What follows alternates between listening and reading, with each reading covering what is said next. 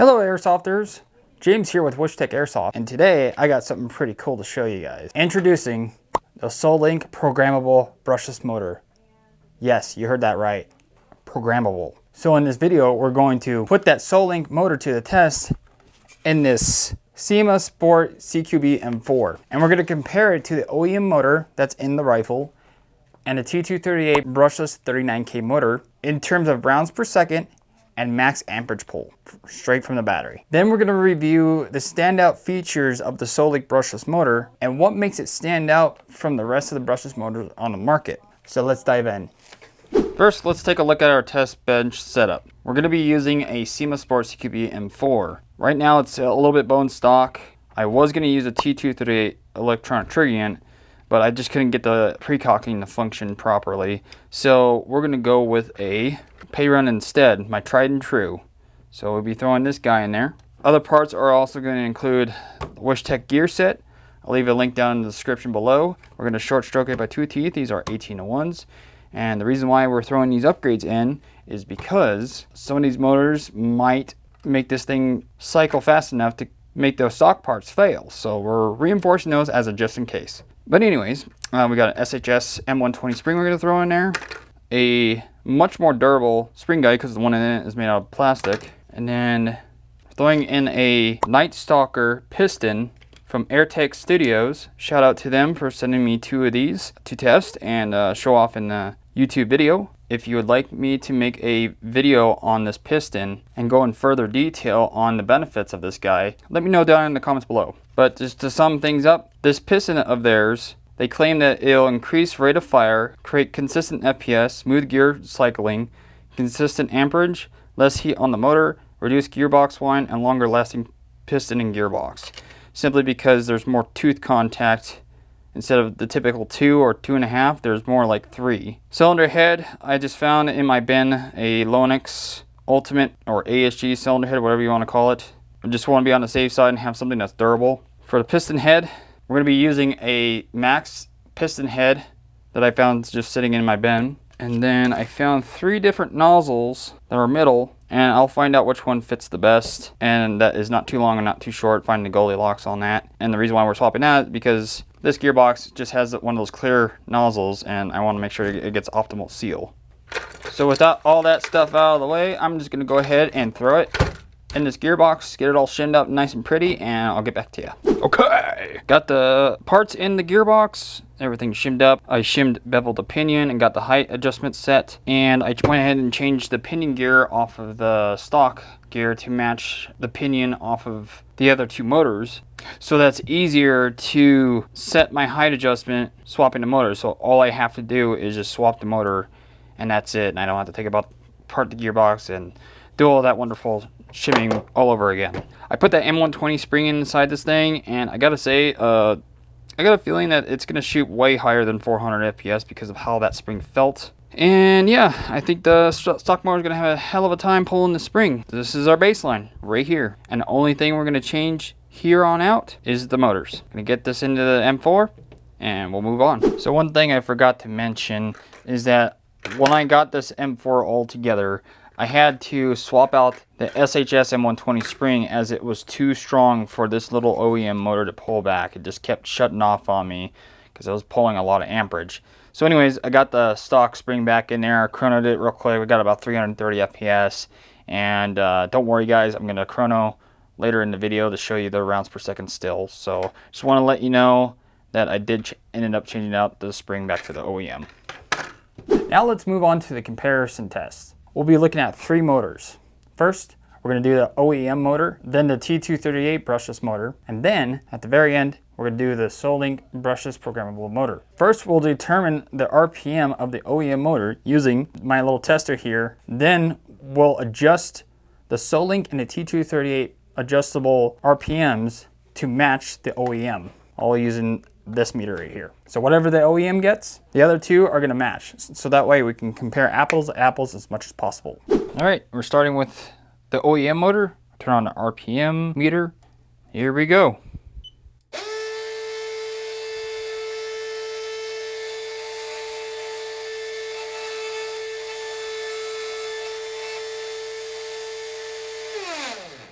Okay, so we had a maximum of 25,470 RPM, and I checked it a few more times off camera and it was consistent. With no load, the motor only pulled about 23.1 amps from this GMB 1500 milliamp hour battery, 30C and 60C 11.1.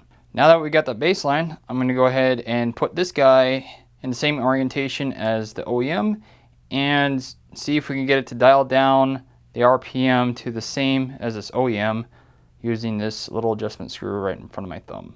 All right, I reset the meter for the amperage pole, and here we go.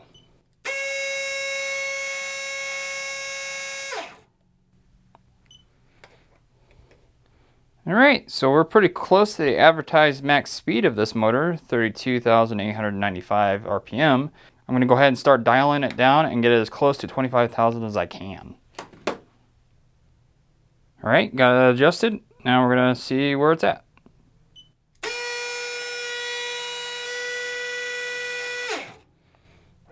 And we're sitting about 29,000, just need a little bit further adjustment. Right on the money. Now we're at 25,000 with the T238. Let's see how much amperage pull it gets. 5.8 amps. That's a lot better. All right, so I got the Solink motor in the vise. Got my programming card, so I'm gonna go ahead and put it. I'm gonna go ahead and put the motor at 25K. It was already at 33. And then we'll test and see how accurate it is. I will go over the programming card more later in the video. All right, let's see what we got.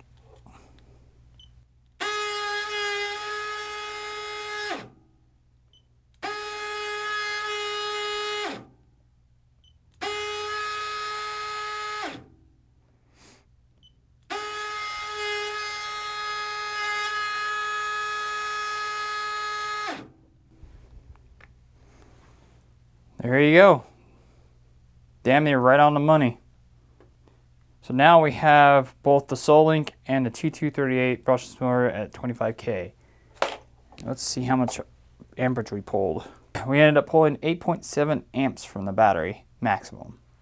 All right, now that we set the RPMs of both these motors to the OEM, we're gonna go ahead and test each motor under load separately.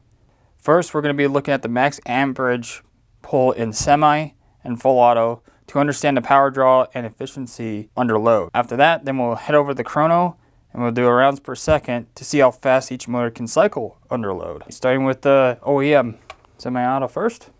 I did 5 shots there and we did a max pull of 28.3 amps. Gonna reset it by unplugging it and plugging it back in. Now we'll do it full auto. I'm gonna do the same process with these other 2 motors. All right, here's full auto. 28 amps. Now we have our baseline. Okay, now I got the T238 brushless motor in, and I have the OEM out. So now we're gonna test semi, 5 shots just like the OEM, and I do a couple bursts in full auto. Way less amperage pull. Look at that, 9.3. It's pretty damn good. All right, here's full auto. 11 amps. Guys, let me know down in the comments if the rate of fire sounds any different to you with the T238 brushless motor in. Okay, now I'm going to pull that out and put in the Solink and see what kind of results we get. Okay, got the Solink motor put in. So now let's test semi-auto. 5 shots. A max pull of 12.6 amps. It's a little less than the T238. It kind of makes sense because this is a 46K motor. So I imagine it has a little less torque. All right, here's full auto. 13.4. Rate of fire sounds about the same as the other motors. Now that we got that out of the way, got our amperage figured out, here's a picture of the comparisons. Go ahead and pause if you need to look at it. But I'm going to go ahead and move on. Okay, so for this test, I'm using 0.2 gram BBs. 11.1 LiPo battery that we were using with the amperage pull test. First motor that we got in is the OEM motor. We're gonna do 10 shots in semi, get an idea what the trigger response is like, and then we'll do full auto and get a rounds per second. Not bad. All right, here's full auto. And we're gonna average about 18.1 rounds per second. Not too bad. Okay, cool. Now I'm gonna go ahead and switch over to the T238 brushless motor. So now we got the T238 brushless motor in the M4. Put the stock motor right back up there. And we're gonna do 5 shots with the T238, and then we'll do our full auto. I don't know about you guys, but I think it sounds better with the brushless motor, which is interesting. All right, here's full auto. Let's see what she gets. Wow, it actually got slower. All right, now we're gonna check the Solink motor. Gonna do 10 shots in semi, and then we'll do a full auto.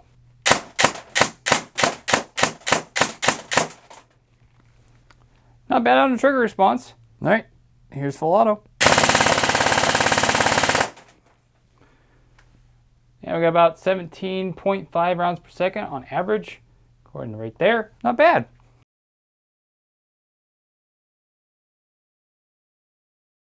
Next, let's dive into the features of the Solink motor. Starting with the packaging, and it just comes apart just like this, and when you open it up, you reveal the motor itself. The motor comes with a pinion all ready to go, and I can say that this meshes really well with SHS or Wyshtech Edition gear sets, and a spring. And then the collar here is part of the casing itself, so you can't take it off, so you're pretty much stuck with what they have here. So since we're on the topic of the tower, let's find out the thickness of this guy. Got my handy dandy calipers here. So we got about 9.5 millimeters in width. That's ideal. A lot of motors are a lot skinnier than that, and the fact that this one's at 9.5 makes it so that this sits more rigid inside your gearbox without moving around very much, which contributes to smoother meshing between the pinion and bevel gear. As far as the construction quality goes, I really like the color that they went with on these motors. This one in particular is the 46K. The overall quality just looks really nice. Of course, you got your positive and negative labeled on the back. Got Allen screws. And that's really about all there is to mention about it. So one of the standout features of the Solink motor is its unidirectional bearing design. This prevents the gears from spinning backwards. Check this out. I cannot turn it back clockwise. It only goes one way. This prevents the gears from spinning backwards and eliminating the need for an anti-reversal latch. This design makes the gearbox quieter and smoother. To test this, we will be using pre-cocking feature of the Payrun version 2 hybrid. I'm going to get it set to where the piston just about to release and see how well unidirectional bearing holds up. Normally, this feature relies heavily on the anti-reversal latch, as the piston is held to the rear position, applying a lot of pressure on those gears. So we'll see how the Solink motor handles this stress later in the video. Okay, we're going to focus our attention to the programming card itself. This is sold separately from the motor, and you only need to get one of these if you plan on putting multiple of these motors in multiple airsoft guns. So anyways, this is the box that it comes in, just like the other one. You just slide it open and voila, there's your programming card. So the programming card itself has these two little wires that connects to the bottom of the motor, positive, negative. Then here's your programming buttons here. If you're wondering what this is to actually test how much battery life you have in your battery, and I'll go over that here in a second. And then right here, this is your adapter to plug into here to Dean's. So you'll just plug in that guy. Once it's plugged in, this is where you plug in your battery. And again, this is where you plug in your motor. So before we move on to testing the unidirectional bearing on this guy, I'm going to show you how this programming card works. First, you plug it into your motor. You can have it in your airsoft gun. It doesn't matter. As long as you can get to these terminals, negative to negative, positive to positive, and you plug in your battery. Alright, so it tells you your voltage from your battery right up here, what motor model you have, and then I think this is the date of manufacturer. This top portion right here is the RPM that it's set at. Right now it's set at 25K from our previous testing. And then if I remember right, this is the amount of torque you can change right here. So we'll be messing with that later in the video or on a separate video. Anyways, to change it, all you gotta do is, here's your plus and minus, and then right here is your program selection. Now you see that one dimmed a little bit and then one's bright, we're on the RPM selection. And all you got to do is hit plus or minus and choose how much RPM you want. So we'll go all the way to the max. Actually, you know what? For comparison reasons, let's bring it to 30K. See how it compares to the previous testing from 25K to 30K and see what kind of amperage pull and rounds per second we get. Once you made your selection and that's where you want it, and this button right here, you just press and hold, and then you'll see it saving. And that's it. If you want to change your torque, you just do the same thing here. Again, we'll be testing that to see what that does exactly.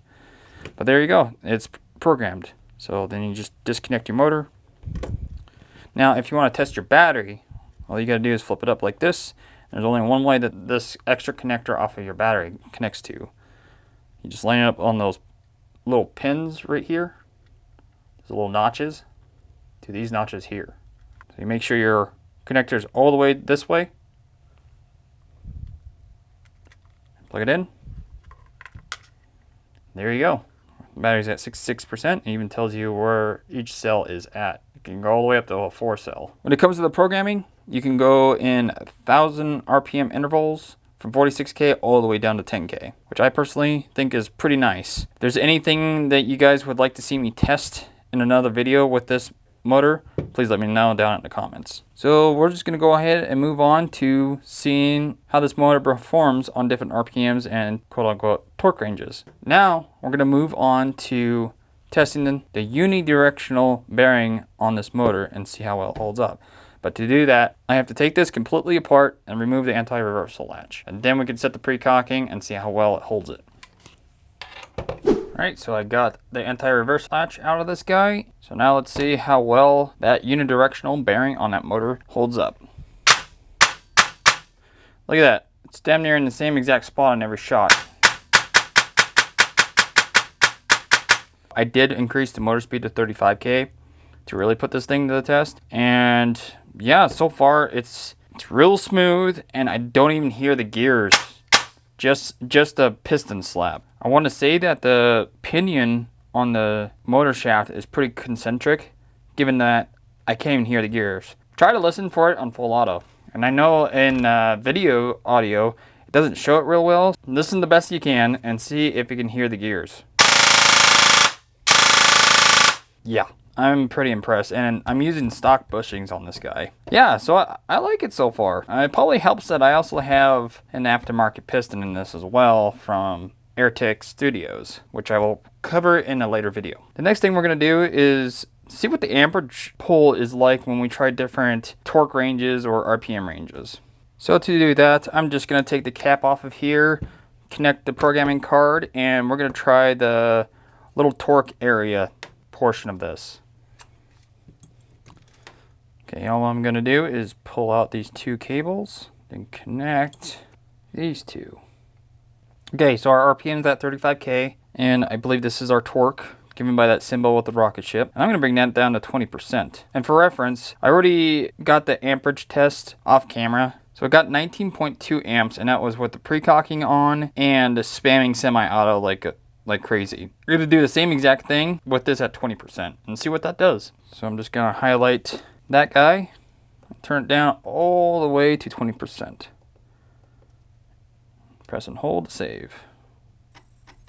There we are. Now just disconnect this and put it back together, and we'll test it.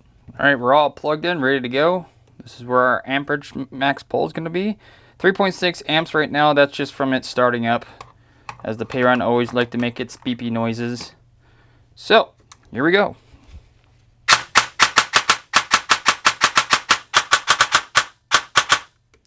Amperage dropped. 14.4 amps is the max draw it's pulling right now. And if we watch our little window right here and see what our piston does, let's see if that did anything with how this lands. It's behaving about the same. It almost stops on the exact same spot on every shot, which is pretty neat.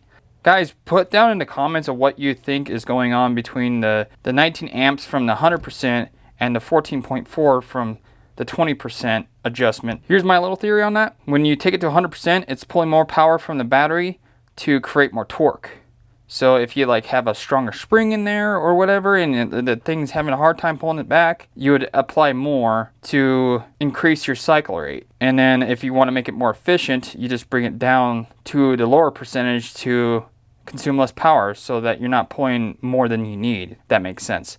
So that's my own little theory about that. But again, just let me know what you guys thinking down in the comments below of why that is. If there's any other testing that you guys would like me to try, let me know. And I'll try to get into another video, maybe a YouTube short or something. But yeah, I'm pretty impressed with how this motor is running. I really like it, to be honest. The T238 is a little bit more efficient in my opinion, but I think that's because that motor has more windings in it, so therefore it has more torque from the get-go. But now for funsies, I'm going to go ahead and put this motor to its maximum speed and see how many rounds per second we get out of it. Okay, so now we're going to increase the RPM to its max. Oh, and the torque, because why not? So everybody likes big numbers, including myself. So 46K at 100%. Go ahead and save that. All right, she's all ready to go. Just so you guys know, I have not done any testing off camera. This is going to be real reaction because I don't know what to expect. So we're doing this together. Here we go. So yeah, that was 10 shots. We're using 0.2 gram BBs, and the FPS is a little inconsistent. I think we got tab plate PME, but let's see if we have PME all together. I'm full out. Here we go. 35 rounds a second with a 18-to-1 gear set. The original spring in this thing, short stroked by 2 teeth with a Wyshtech Edition gear set, 334 FPS. And FPS is pretty damn consistent. Holy cow, that is amazing. But we're pulling almost 30 amps to get the speed with a 46K motor. So 46K motor, 2 teeth short stroked, with the original spring of the SEMA Sports. Actually, I take that back. It's not the original spring. It's actually a spring out of the SR25. And this is also using the stock hop-up, bucking, and barrel.